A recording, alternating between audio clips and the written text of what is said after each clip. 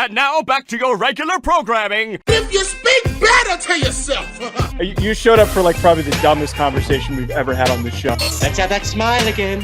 Tell me how that happens. Physically should not happen. Relax.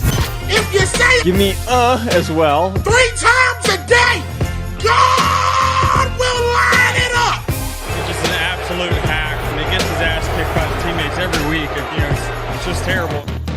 Welcome back to Hack City. Today, we've got lots to discuss with NFL headlines. Particularly, we're going to pitch which team proved the most that they're worthy of a Super Bowl contention argument and which teams maybe are appearing to be more fraudulent than we thought. It's the one thing that we love to talk about the most on the show. Before we get there, Sean, can you share with the listeners a quick word from BetOnline? I would love to. BetOnline continues to be the most trusted betting platform and your number one source for online betting.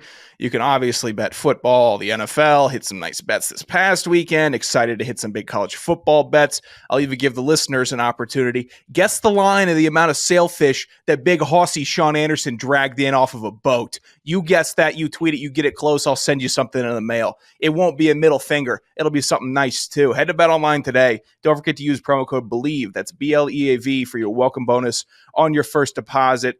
Secondary Sean Anderson prop bet. How many Imperial beers has Sean had in Costa Rica? I'm setting the line, by the way, does not go under 30 so far. So just to put you in the ballpark there.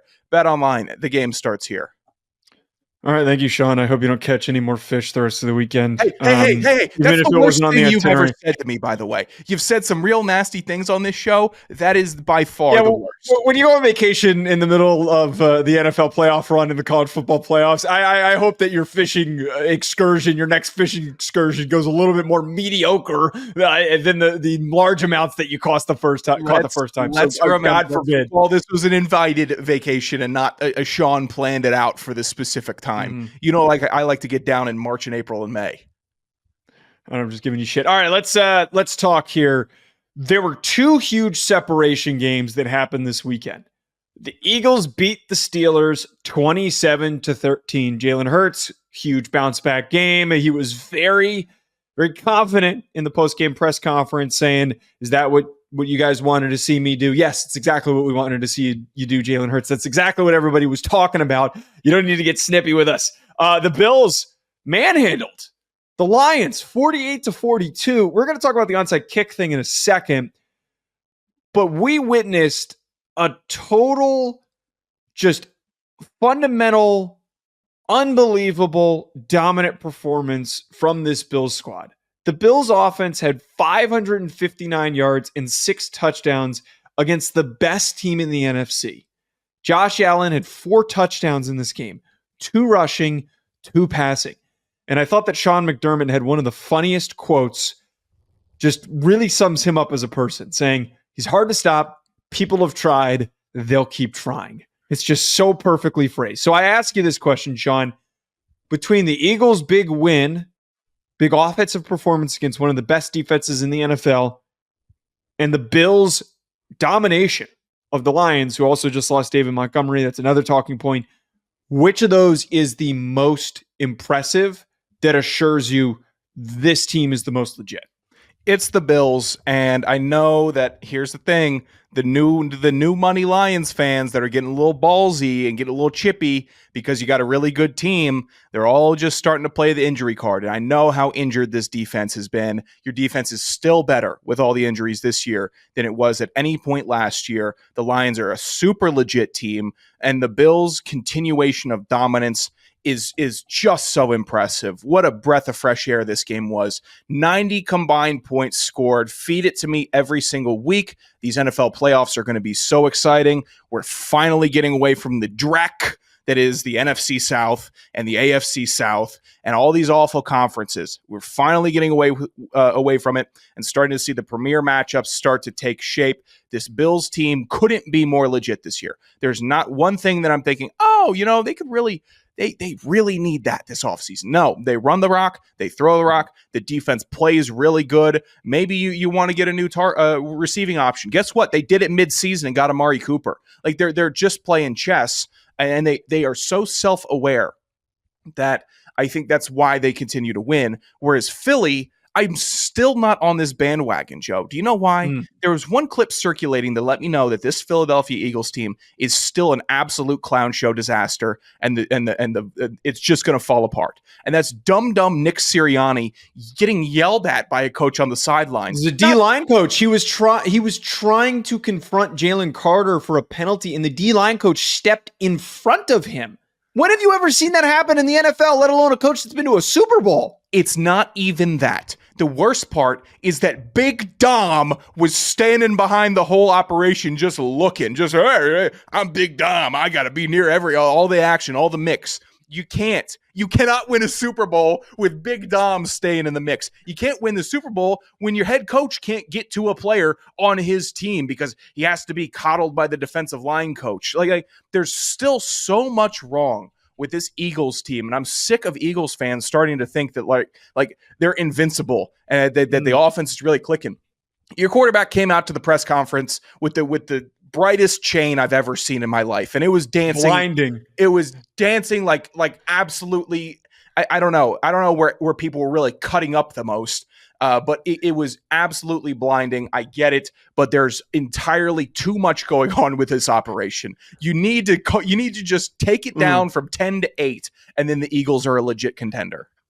Couple of things. One, I respect the shit out of Jalen Hurts for doing that bit. Love it. I mean, that had to have been one of the most planned post-game bits of like, I'm going to go out there, I'm going to play a great game, and I'm going to wear my most obnoxious chain. I don't follow the Eagles closely enough to know his post-game fits and if that's like a recurring chain that he wears after games. But to pick that one to wear and to know that you were going to go play your ass off and then to put the chain on at the press conference and talk your shit like that is a respect move. I give it a ton of respect for him for just doing that bit of like, hey, you guys were doubting me. I'm better than you, and I'm better than everything that you thought I was. To talk about what you said with the Eagles first, I can't get in on the Eagles being a legit contender, especially watching the Vikings do what they did and still knowing that the Lions are a live team that just played poorly against the Bills and are dealing with a little bit of injury issues. They played poorly in a half also. Yeah. They crawled back. They still have it all. The big thing I can't get behind, I have not seen a team with a record this good that's playing defense this well and that is running the ball this effectively, that has this much drama. When has a Super Bowl championship winning team in any sport had this much drama?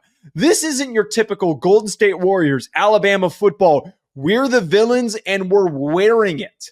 That's not what this is. This isn't getting in your face and saying, you guys hate us, screw you, we're going to punch everybody in the mouth and we're going to go get there. This is Brandon Graham talking like he's with his buddies at the lunch table saying like, yeah, they're just not as close as they used to be. Like it's high school gossip. And then, we're getting the whole way that they come back after the game and the way that they're trying to stand up and act like everybody was truly doubting them.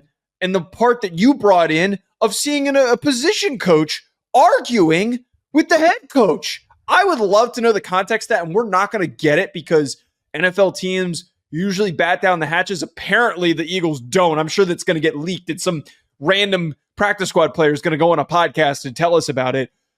There is just too much shit going on for me to buy into that. I can't. There is going to be, when you've got that much back and forth personality jockeying that is happening, because there's too many alphas in the room and not enough guys that just want to commit to the cause. That's where I can't get behind it. And I don't know how to fix it. I don't. It's going to catch up to them in a close game at some point. This Philly team would lose to a well-coached Rams team with much less talent. They just would.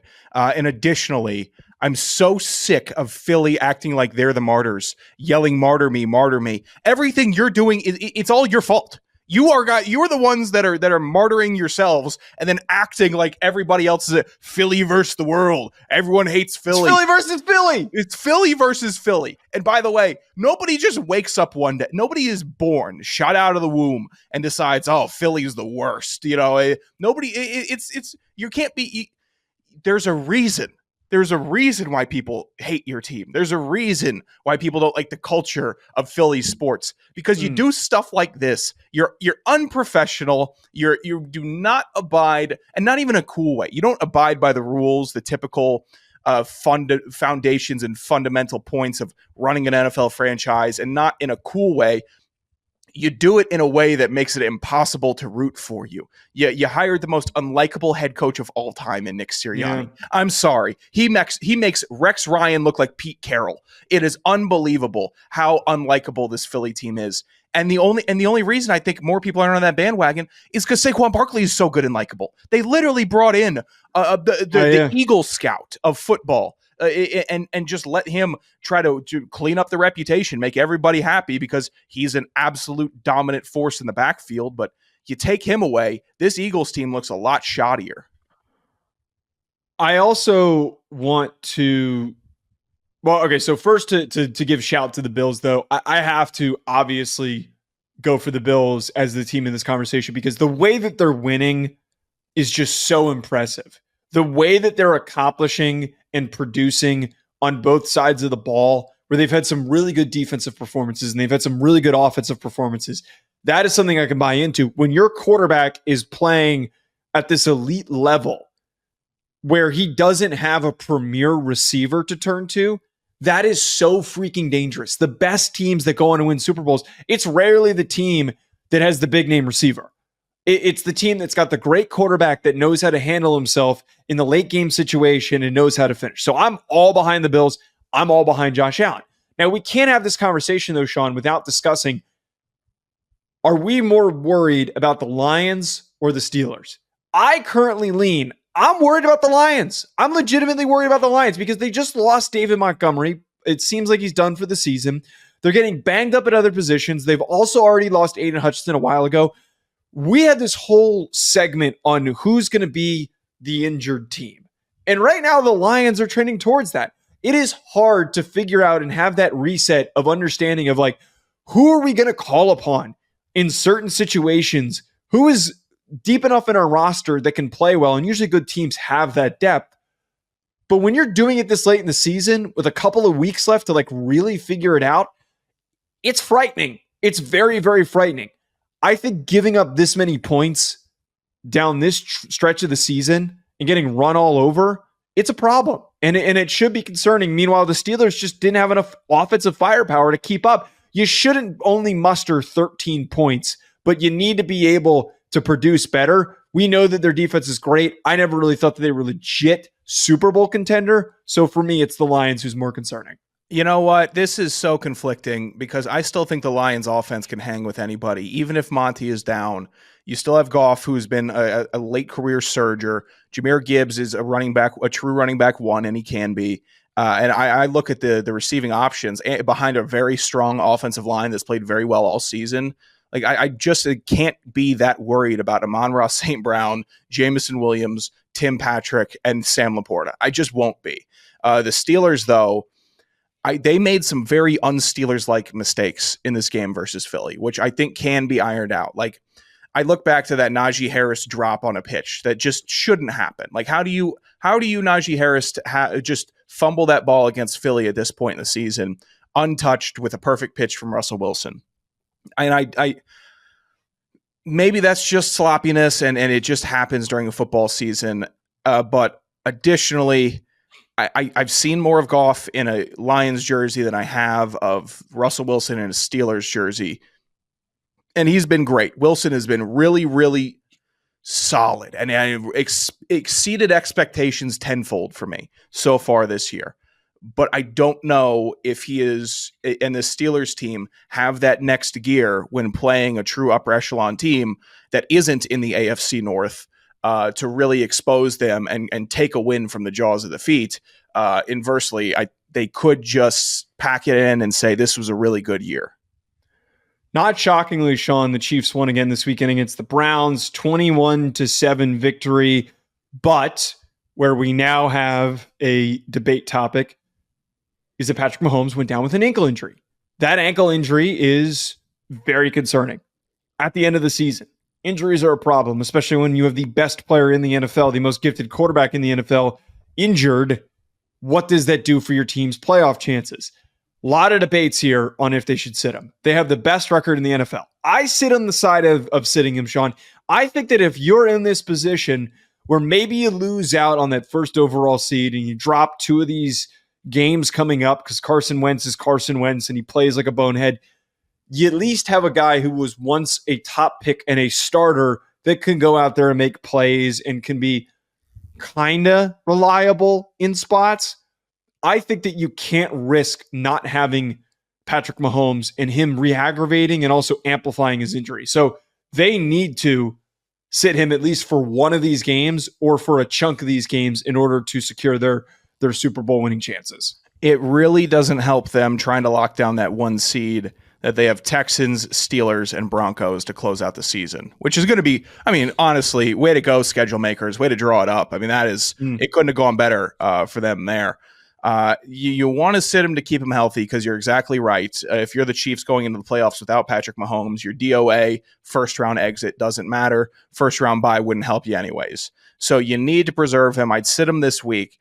But additionally, this may be the year where they have been so good having home field advantage in the playoffs. And it's so important because they play outside and it's cold and their fans get loud and it matters to Chiefs fans. But I just couldn't risk the idea of Mahomes not being that quarterback. It's not like that team where they still had Tyreek Hill and they had all the weapons and Kelsey was fresh and he was an all-pro deservedly and they had everything clicking. No. This is a team where we've seen the magic working and we've seen that it's just been Mahomes heroics and who knows what running back is stepping in for them this week. If you're going to play that ball, you need to have Mahomes there with you, and you are not going to be able to make it far without him. I don't think there's any AFC team that would lose to the Chiefs without Patrick Mahomes in the playoffs. Sean, it was brought up this week after the 49ers lost on Thursday Night Football that Brock Purdy is seeking a top quarterback contract as his late round pick contract that he was playing off of as a rookie is up. He needs a new deal. He got the 49ers to a Super Bowl. Tom Pelissero reported that he's looking for that top quarterback money, could be north of $50 million. Sean, I got to be blatantly honest with you here, and everybody knows on this show that I have not been a very big supporter of Brock Purdy. I've been a doubter of him.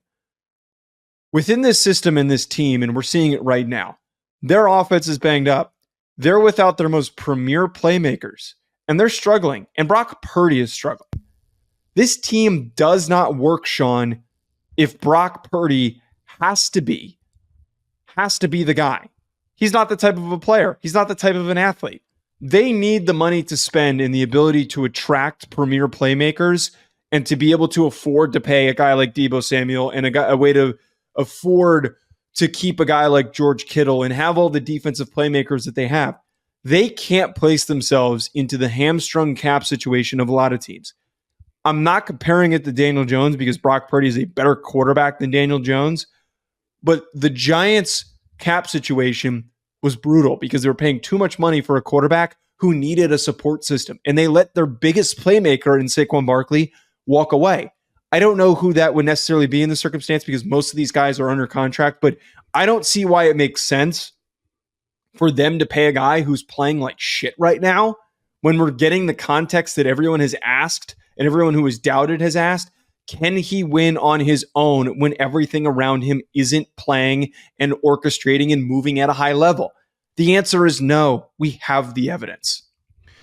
The 49ers need to be the first team to take a stand here. And unfortunately, they're taking a stand against Mr. Irrelevant, who has gone to a Super Bowl with this offense and has had some very exciting games and has at times proved doubters wrong. But in the context of this season where McCaffrey's been hurt, he didn't have Brandon Ayuk, he didn't have Trent Williams for some of the season. It has not gone well for him. And for the top 10 paid quarterbacks in this league, where I don't think they should have paid half of them, he is not at the caliber of the top 10. The Cowboys shouldn't have paid Dak that money.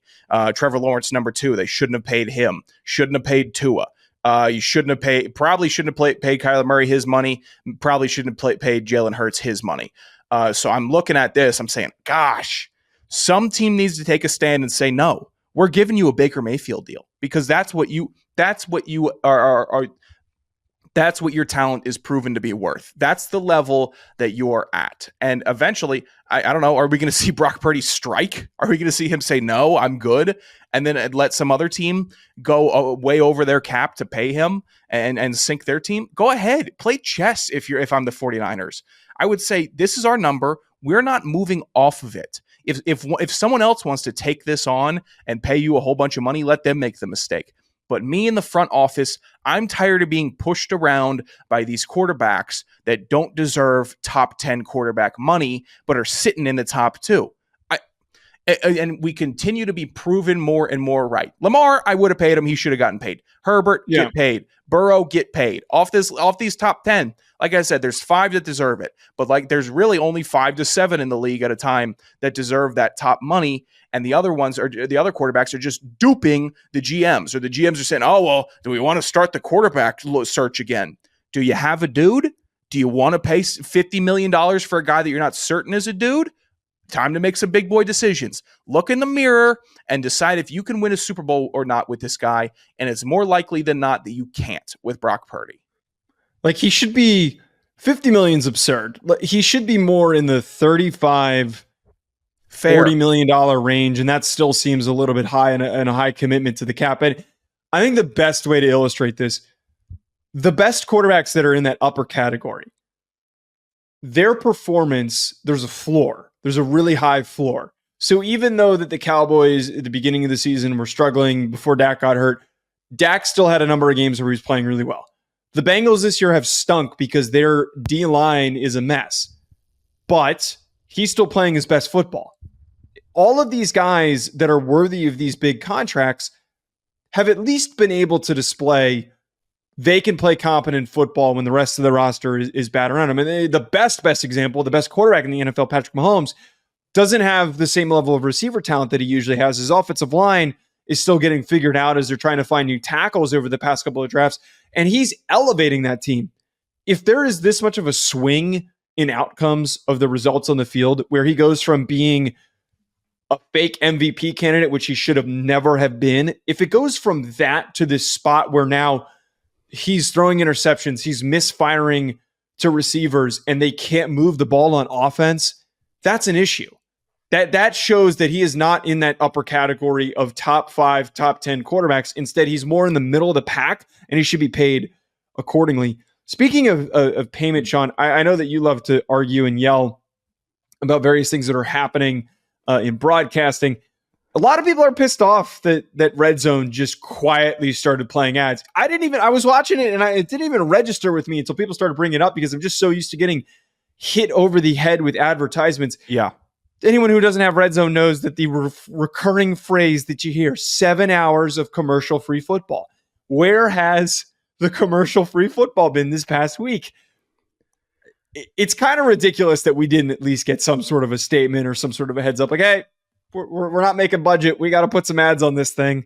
No heads up, just said, F you, here's the damn ads. They know that their product is too good. They are so aware that their product is so good, and there are too many people that are betting, there are too many people that are playing fantasy football to ever switch off of the Red Zone lifestyle. So they hooked you, and now they're pulling you onto the boat, and you're just going to be served up in a restaurant for the next 20 years. That's how it is. And as soon as I saw the first iteration of, oh, here's the Prime, Amazon Prime look-in of the day or rookie performance of the day.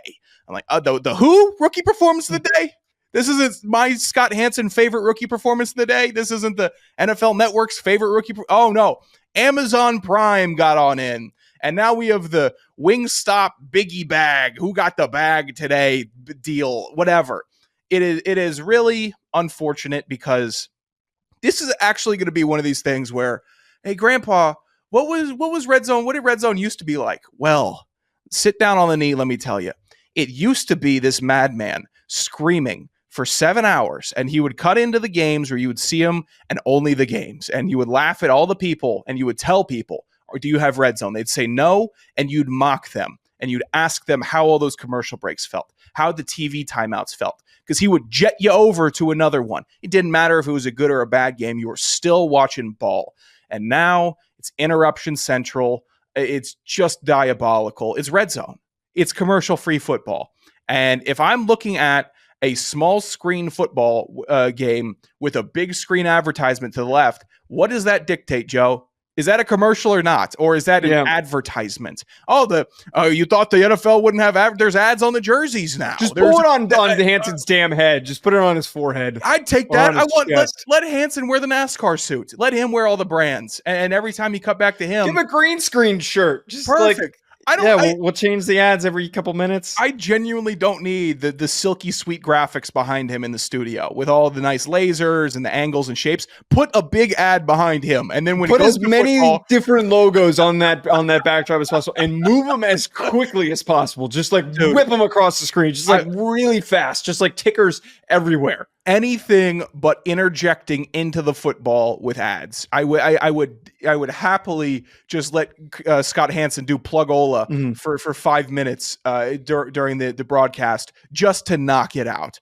All right, here's the ads of the show, and this is what we're gonna do. We're gonna get back to the football because everyone's at half. That's fine. Give that to me. I will trade that. Last thing I want to get to, Sean, before we wrap up here. A lot of people are saying that no one should comment on this, and I disagree. Because there is new information surfacing every single day regarding this issue. This has been the most overshared relationship that I have ever seen with a future NFL player and his girlfriend. I'm obviously talking about Travis Hunter and his girlfriend. There was the clip that everybody was dissecting of her not standing up when he was announced as the winner of the Heisman Trophy, and Deion Sanders kind of had to nudge her and say, like, hey, you should stand up. She was the first person to sit down. And then there was the footage that came out of her behavior during an autograph signing where she was with people around, like tons of people around, was directly complaining to him and saying, like, oh, do I have to just, like, I'm just supposed to sit here all day? Could have just left, could have just gone back to the hotel room. Travis Hunter has tried to defend her. He's tried to do everything. I thought that Shannon Sharp had the best thoughts on this, and I think he put it all in a very good perspective. My take on this, Sean, and I think that it transcends anyone in any situation. This isn't just because he is a superstar. This is not from where you come from, what state you're from, your background, whatever it is. Every dude in his early 20s, not every dude, most guys in their early 20s go through this situation. Whether it's a situationship or a long-term girlfriend, you got to find out the hard way. You got to learn the hard way that the first person you date is terrible for you, is not good for you. And the biggest part about this, Sean, I'm sure there's plenty of people in happy relationships with the first person they dated. If you're getting behavior like this from somebody that's supposed to be supportive of you, that's an issue. If you're getting, and everybody knows this type of relationship that every guy suffers from, where you're getting complained at, where you're supposed to be in this spot, where you're in a spot where something's great happening for you, and said person wants to make it about themselves. Every guy goes through this problem, and I don't know. Well, what is the solution here? He needs to be single. I feel like that's the only way to put this. I hate. This isn't necessarily a big gossipy show, and it's going to sound like we're getting real into somebody else's business. I promise it's not. It's just a situation of, I actually didn't mind that she didn't stand as quickly during the Heisman. It's family, it's team's time. It's not about me. Like that one offended me the least. The post game, the last game that he played with Colorado, where she kind of had a mean mug on the sideline while he was, being celebrated. That was weird. If there's this much that's coming out and you're just trying to I'm sick of people setting the record straight with a ring light and a professional camera and all of it. Like if the girlfriend should not be chiming in with an 8-minute long YouTube video that's just going to get millions and millions of views. If you really want to set it straight, you'd handle it in-house. You just talk about it and you deal. Have either of us ever had a partner go to the internet after a relationship or during a relationship to make something straight? Or is she trying to become a celebrity through this? And it's likely the latter. Even if it's unintentional and you think you're just setting it straight, it's all for vanity. It's all celebrity stuff. You want to make a name for yourself as Travis Hunter's girl. That's fine. Travis Hunter is an exceptional football player, and he'll be in the limelight for the next 10 years, deservedly so. But I just don't think all of this attention getting brought on to your non-football life is ever good. Look what Patrick Mahomes has been going through. Everything with his family, his wife. It's not always just Patrick Mahomes, great football player. It's Patrick Mahomes caught having a bit of a skirmish courtside with his wife. It's Patrick Mahomes' brother doing a bunch of crazy dances on the sidelines. It's Patrick Mahomes' dad and a couple issues there. You don't even hear about any of this stuff anymore because he's done such an effective job of understanding. I'm not going to comment on it, and he clearly talked to them and said, "You guys can't keep doing this to me." He hired a team. Eventually these star athletes, somebody is going to try to get you caught up.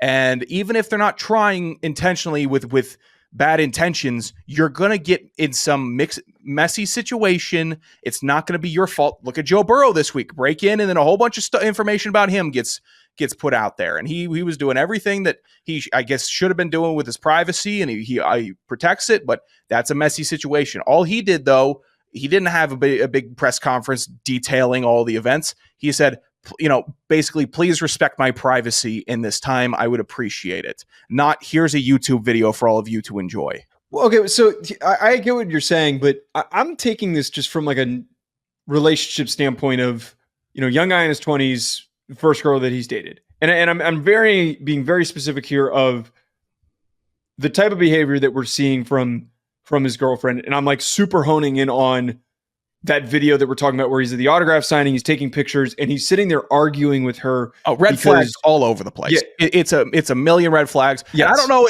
Look, I don't know if Unc Shay after his year of relationship stuff is he just got caught banging on live. There's nothing wrong with that. That was a positive. He set himself up to beat. That was a positive. Everybody was talking him up. He had a lot of energy in that situation, man. He showed some youth in that situation. I don't know if that was a net positive, given the grunting memes. Okay, but here's it wasn't net positive. People were talking about him for the whole day. You and I both specifically dated girls like this, where you'd be in a spot where you're just trying to focus on football and you're just trying to focus on something good that's happening for you and everything. Like it's the biggest weekend of his life. And I'm not asking her to just like sit there and be quiet, but the correct way to approach this, if you don't want to be there, say to Travis, "Hey, do you need me to be here? Is it okay if I leave?" That didn't look like what the conversation was. It looked like the conversation was being like, "Why aren't we leaving? Why aren't we going out of here? Why are you making us sit through this? Because I can't go do my own thing on my own." And what I'm trying to talk about here is that like every young dude needs to go through this to realize that certain people who are going to act like that, they're going to prioritize themselves when you're in a situation that's about you. That's the red flag for me. That's the big issue. Could you imagine being at Radio Row trying to do an interview and your girlfriend is sitting there sulking, angry because you finally get to talk to Brian Baldinger, and then you're asking him all the questions you want to ask him, and she's just like, "Oh, I can't believe, why are there so many dudes here? Why are there so many overweight producers here? Like, why am I here even?" I'm like, "You wanted to come, apparently. Evidently, you wanted to be here. I told you what this was. I told you I was going to be working. What did you think we're on vacation? This isn't vacation time, it's work time. If I have my shoulder pads on or I'm doing anything with my likeness, that means I am working. If we're in the street going to dinner and then someone asks me to sign something, I could almost understand you being irritated by the fact that you thought that was an intimate one-on-one time. But if you're in an autograph signing, there is no excuse to get snippy. You know the situation that you're at, and maybe it's an attention thing. I want all the attention. Shocker. Some girls like attention. Well, I know we're not blowing the lid off of that. Actually, maybe it is that. Maybe it's just that, like, why can't this be free time with us? Why does this have to be you doing work time? I mean, but here's a really good example that I think applies to this. In college, when we were in training camp, my girlfriend at the time, her birthday was in the middle of training camp. And she had a fit. Like, we're not talking about I'm really upset that you can't see me on my birthday and you can't come to dinner with me and my family on my birthday. Like a crying fit. Then when I told her, hey, they take my car keys and I have to be here. I literally am not allowed to leave. We have to play putt-putt in the special teams meetings, okay? Shut up. I was important things were happening, but my point is that this is why I'm trying to I wanted to talk about this topic because again, a lot of dudes go through this where there's examples that they can pull from themselves that was really messed up red flag behavior that I should have noticed at the time. And Travis Hunter is denying to all hell. That was a great example where I should have realized if she's demanding in that situation is not understanding hey, I have this serious commitment that is tied to a scholarship that I have to play college football and I love college football. You need to just wait to see me. There's no way for me to get out of this. Brother, I got dumped during training camp. I remember. I'm sitting here. Oh, we're not talking as much. I'm in training. I'm in camp. What do you think this is? You think I'm going to the beach every day? Or do you think I'm getting my head right? Crushed? You're on vacation. You're out talking to girls. No, you're in a locker room with a bunch of naked dudes for half the time, and then the rest of the time you're just laying in your bed, pissed off that you can't jerk off because you're just around dudes all day. I'm sitting here. You think I'm having fun right now, dude? I've told you about camp. You know what this is? I'm actually optimizing my post-practice shower and lunch walk so I can get a longer nap before afternoon meetings, before another workout. That's what my time is. To get us to the top of the campus a couple of times because we were too tired to walk to the top of campus. Oh, it felt that ride, those Uber rides just to get Gatorades at the top of campus. It felt like sitting on a cloud, not using my legs to walk up that bastard hill. I can't believe this. Are you kidding me?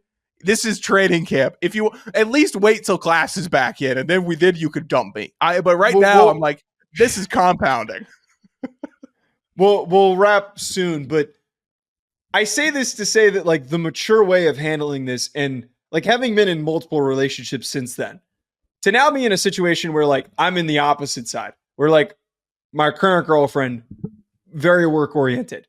To be focused on work, if there's something that's work related that impacts our plans, it's okay, all right, I'm just not going to see you tonight. That's the normal way of handling it. Everybody has priorities. If you don't have your own priorities, that's the problem there. That's what the red flag is. And I'll say this, I think Travis Hunter has demonstrated incredible maturity through all of this. That video he recorded, I didn't love the one where he was really weird. He was trying to defend her, and he's and people were like, "Well, where is she right now?" It's yeah, she was so drunk, she drank so much tonight that she fell asleep. I wouldn't have shared that, Travis. I wouldn't have told everybody that. You're just making this worse. He's still a kid, but for the most part, a lot of the stuff that he's talking I go back to the Colorado State hit where everyone is up in arms. He said, this is just football. I go back to every time he's doing his stream. It's just, hey, I play football, man. I'm not getting in the mix with any of the drama. I'm not getting in the mix with any of this other stuff. I'm letting the adults handle this. I'm a football player. All right. I am not the diplomat that you want me to be. I'm not the avatar that you want to be. Just let me play football and be me. And people, unfortunately, don't want that to happen. They want to be Travis Hunter and make all of his decisions for him. I do too. By the way, I'm not above it. I would love to be Travis Hunter. Are you kidding me? I would trade it all. Yeah, Sean looks like a DB receiver when he's walking down the street. At Joe DeLeone, at Sanderson Radio, at Hack City Pod. Thanks, folks, for tuning in. We will be back probably with a college football playoff reaction. It's going to be our next show, but we might get in one more before that. Enjoy the rest of your weeks. We'll see you later.